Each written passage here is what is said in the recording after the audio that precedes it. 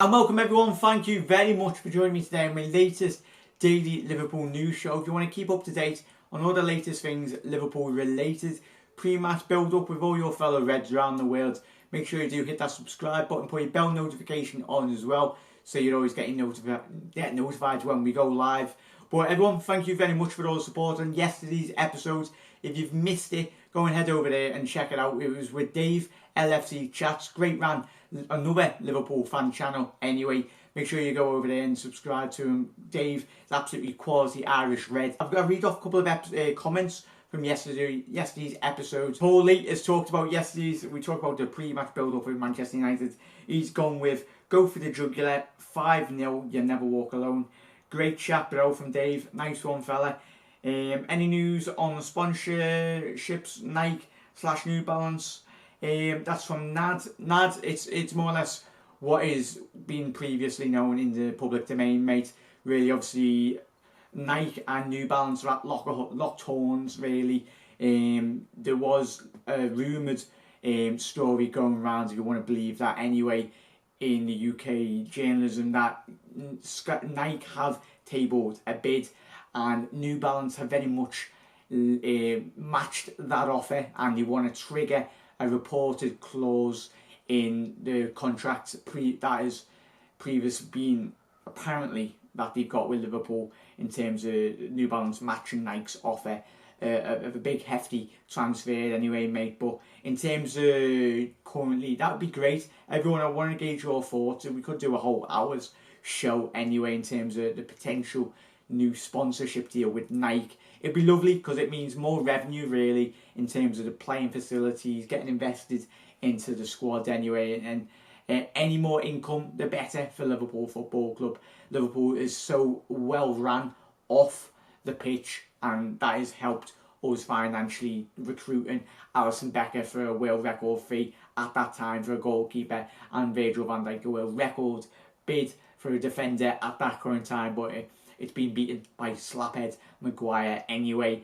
But yeah, mate, thank you very much, Nad. Hopefully that's cleared a bit of news up anyway. If there's anything, and every single one of you, if there's anything breaking on that Nike deal throughout the coming weeks, I will bring that here for you first as it happens. First, we get straight into today's show anyway. Pundit and Sky troll Manchester United.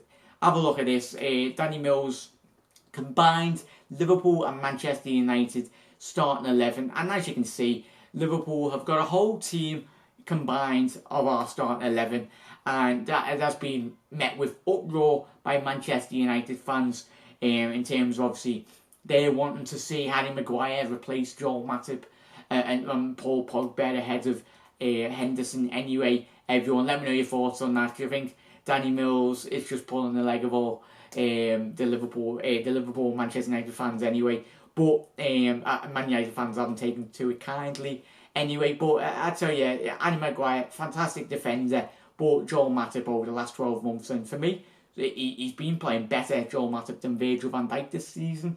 And you only have to look at the two Barcelona games last season. Matip was the better over Virgil van Dijk over the two ties anyway. Joel Matip has been in superb form recently, and Paul Pogba just picks and chooses when he wants to play a football game, and Jordan Henderson will run through a brick wall.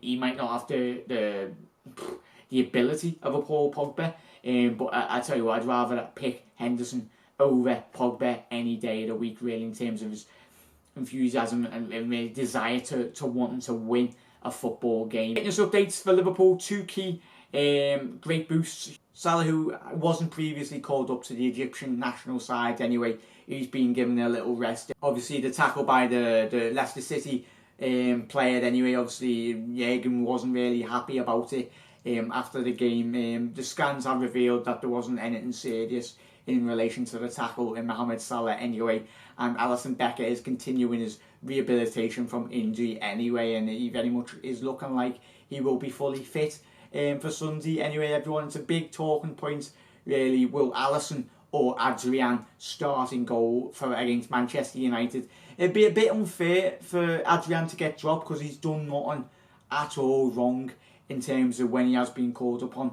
He's been fantastic. He's probably been one of our best key players in a red shirt over the last couple of weeks in terms of players performing really. But everyone, who would you want to start against Manchester United if Alisson is fully fit?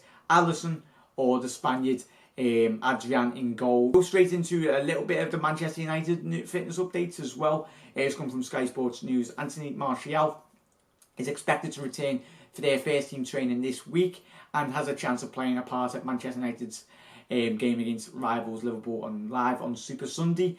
The French striker has been out since August with a thigh injury, and United have struggled to score goals in his absence, registering just 5 goals in an 8-game run of 2 wins, 4 draws and 2 defeats anyway. Cracking player, Martial, especially if he is fit. Trent has struggled up against Martial over the last couple of fixtures when we have played him. Straight on to the news about Shea Ojo now. Obviously Rangers are looking to more or less secure a deal for the young Liverpool prospect anyway. Rangers chief has discussed trying to sign Liverpool loanee Shea Ojo on a permanent deal. It is claimed the Light Blues brought Ojo to the Ibrox on a season-long loan deal this summer. The 22-year-old has already featured 17 times for the Glasgow outfit, scoring 5 goals and assisting 4 times for Rangers this season. Obviously, we've seen Ryan Kent move over there in Scotland anyway on a permanent deal for around about £7 to £8 million. Great deal for Kent anyway.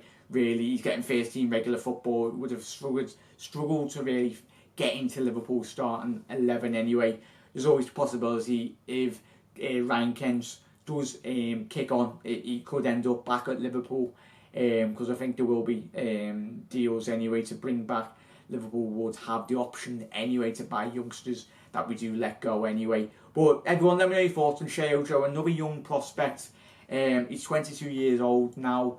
He's at a time where he does need to be playing first team regular football, and that is happening up there in Scotland. Everyone, if you've been watching Shea Ojo's progress up there at Rangers under the guidance of Steven Gerrard, he's in good hands. And if it wasn't potentially, if they did sign Shea Ojo, it's very difficult for him to break into Liverpool's first team. You're looking at getting ahead of Mohamed Salah, Bobby Firmino, and obviously Sadio Mane. All the best to Shea Ojo, and if this is true, this story, that Rangers do try and get Shea Ojo on a permanent deal, I think it's great for both parties really, for Liverpool and for Shea Ojo most importantly really, getting his first team football and getting a career kick-started really in terms of at a great club like Rangers are anyway. And we'll go straight into the final story now anyway, everyone. Liverpool are willing to listen to offers for midfielder Harry Kane in January after pulling the plug on a summer loan move.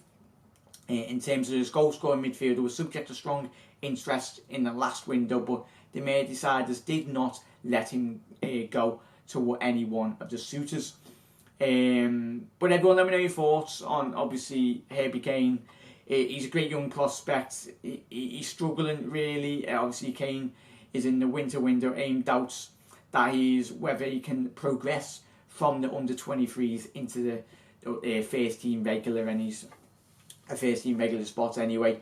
Would you rather, yet again, it's another one like Shea Ojo and like Ryan Kent, young players, it's very difficult, and it's whether they are ready like Trent was to really get brought in.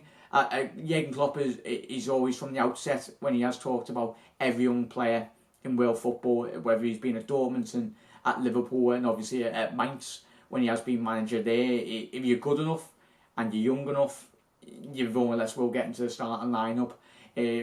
Trent Alexander-Arnold is a huge example to that. Harry Kane, if he's good enough and he will break into the first team, we will see him over the next 12 months. If not, he will get moved on, like we have done with Ryan Kent and a couple of other previous young academy prospects anyway. But everyone, let me know your thoughts on all today's stories anyway, everyone.